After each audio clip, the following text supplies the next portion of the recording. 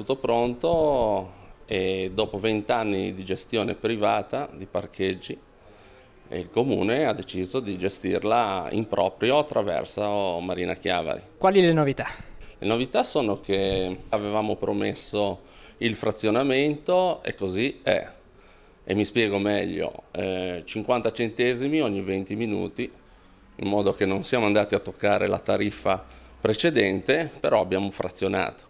Così anche chi vorrà stare meno nel parcheggio pagherà meno.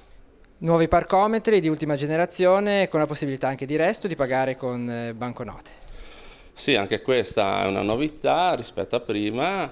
I nuovi parcometri danno il resto e accettano anche banconote in cartacee e inoltre si potrà pagare all'istante anche la multa. Speriamo che nessuno prenda la multa, però abbiamo la possibilità, schiacciando un apposito pulsante, si pagherà immediatamente la multa e in più ci saranno le varie app che dal telefonino si potrà pagare la sosta e magari uno che si potrae in più dove è a fare commissioni col suo telefonino digiterà un codice e pagherà, diciamo, il costo aggiuntivo senza prendere nessuna multa. I cittadini il vantaggio è che pagandosi il parcheggio tutti gli utili e gli introiti vengono riutilizzati sulla città. Si ritiene che ci sia più di 1 milione di euro, diciamo, di plusvalenza, uno legato al fatto che questo sistema non paga l'IVA. Ciò ci consentirà di migliorare la viabilità. Innanzitutto finanziamo gratuitamente la linea C, che è una linea